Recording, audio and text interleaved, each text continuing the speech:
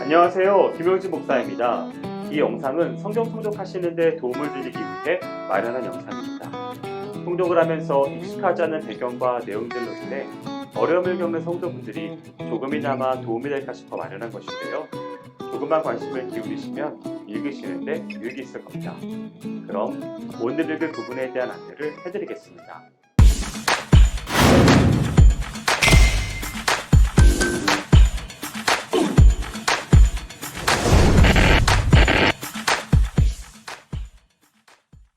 오늘 읽을 본문은 시편 50편, 53편, 60편과 75편입니다.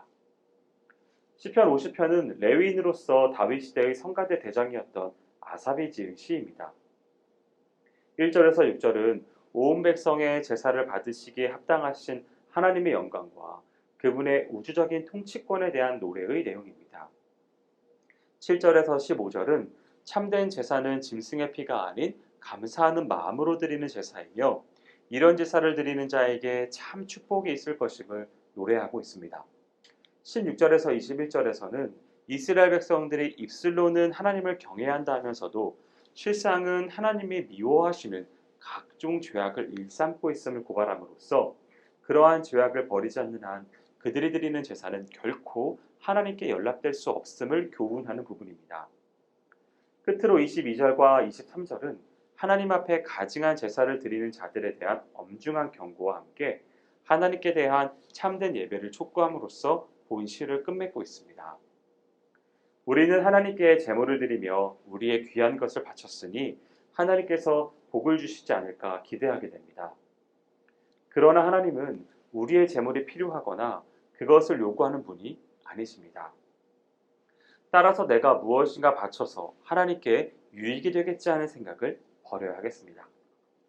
시편 53편은 다윗이 지은 시로 하나님의 존재를 부인하는 무신론자들의 악행에 대한 고발과 그들이 맞이하게 될 비참한 최후에 대해 노래함으로써 역설적으로 여호와를 경외하는 바른 삶의 자세에 대해 교훈하는 시입니다.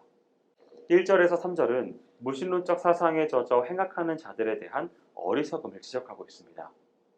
그리고 4절에서 6절에서는 하나님을 경외하지 않는 악인에 대한 심판의 경고와 의인, 곧 하나님의 선민인 이스라엘의 최후 승리에 대해 노래하고 있습니다. 한낱 피조물에 불과한 인간이 창조주 하나님의 존재를 부인한다는 것은 마치 자식이 자신을 낳아준 제 부모의 존재를 부인하는 것과 같은 어리석음입니다. 나아가 창조주 하나님이 인생을 이 땅에 두신 목적을 생각하지 아니하고 오만하여 온갖 악행을 일삼는 자들의 어리석음은 두말할 나위도 없습니다. 그렇다면 오늘 우리의 삶의 자세는 어떠할까요? 육신의 정욕을 쫓아 살면서 창조주 하나님을 섬김으로써 얻을 축복과 구원을 스스로 멀리하는 무신론자들의 삶에 동조하고 있지는 않는지 돌아보아야 하겠습니다. 시편 60편은 다윗의 군대와 아람, 에돔, 연합군과의 전쟁을 배경으로 하고 있는 시입니다.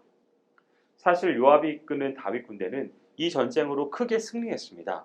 그럼에도 불구하고 본시에서는 에돔에게 당한 참담한 패배와 그로 인한 곤고함이 토로되어 있는데요. 이는 전쟁 초기에 일시적으로 다윗 군대가 아람 및 에돔 연합군에게 패배를 당한 때에 다윗이 지은 것으로 이해하면 됩니다. 이 시는 셀라라고 하는 단어를 중심으로 크게 두 부분으로 나뉩니다. 먼저 1절에서 4절에서는 주를 경외하는 자에게 구원과 승리를 베푸시는 하나님의 사랑의 성품에 근거하여 패배로 인해 고통받는 주의 백성을 구원해달라고 호소하는 내용이 나옵니다. 그리고 5절에서 12절에서는 지난날 가나안 땅을 기업으로 주겠다 하신 그 약속에 의거하여서 구원과 승리를 호소하고 있습니다. 이 시에서 다윗은 완전히 패배할지도 모르는 상황에 처하여 낙담해 있는 이스라엘 군사들에게 전쟁의 승패는 오직 여호와께 달려 있으므로 그분께 대한 신앙의 회복이 곧 승리의 관건임을 인식함으로써 사기를 북돋워 주었습니다. 그리고 그 결과 이스라엘 군대는 에돔 군대 1만 8천 명을 죽이는 대승을 거둘 수가 있었습니다. 이와 마찬가지로 하나님의 부르심을 받은 자들로서 믿음의 선한 싸움을 싸워야 하는 용사들인 우리 성도들 역시 그 어떠한 어려움 속에서도 최후 승리에 이를 수 있는 첩경은 우리의 절대적인 능력과 도움이 되시는 하나님께 대한 신앙으로 나아가는 길임을 명심하여야 할 것입니다. 또한 시인은 하나님의 언약을 믿는 바로 그 신앙에 입각해 이스라엘을 위협하는 적군을 물리쳐서 승리하게 해주시기를 간구하였습니다.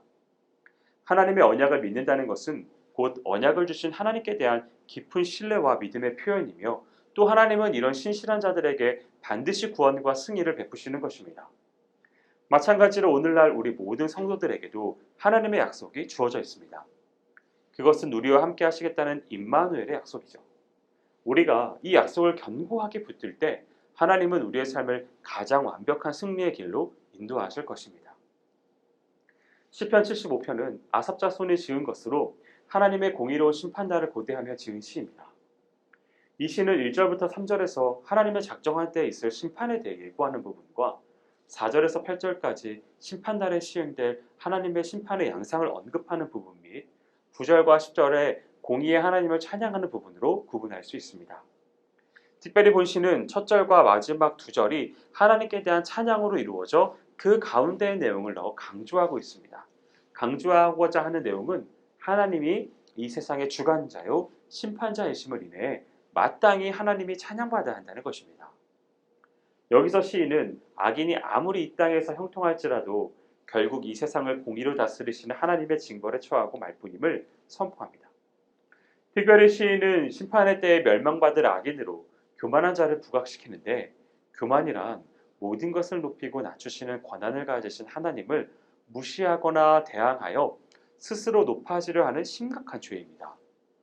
즉 교만은 천지만물의 주관자이신 하나님에 대한 배역 행위로 그 결국은 하나님의 엄정한 심판을 받게 되는 것입니다. 따라서 누구보다도 하나님의 특별한 은총을 입고 있는 자들인 모든 성도들은 하나님 앞에서 오직 겸손함으로 그분의 뜻과 의만을 구하며 따르는 자들이 되어야 할 뿐만 아니라, 하나님의 최종적 공의 실현을 믿고 소망함으로써 현재 악인의 형통함이나 높아짐이 실로 헛되고 헛된 것임을 깨달아 행여라도 그 일로 인해 낙심하거나 회의하는 일이 없어야 하겠습니다. 여기까지 시편 50편, 53편, 60편, 그리고 75편을 성경 통독하실 때에 도움이 될 만한 내용을 전해드렸습니다. 혹시 이 외에 질문이 있으시거나 나누고 싶은 이야기가 있으시면 밴드나 댓글로 달아주시면 필요한 도움을 드리겠습니다. 그럼 내일 다시 만나도록 하겠습니다. 통독 화이팅 하세요!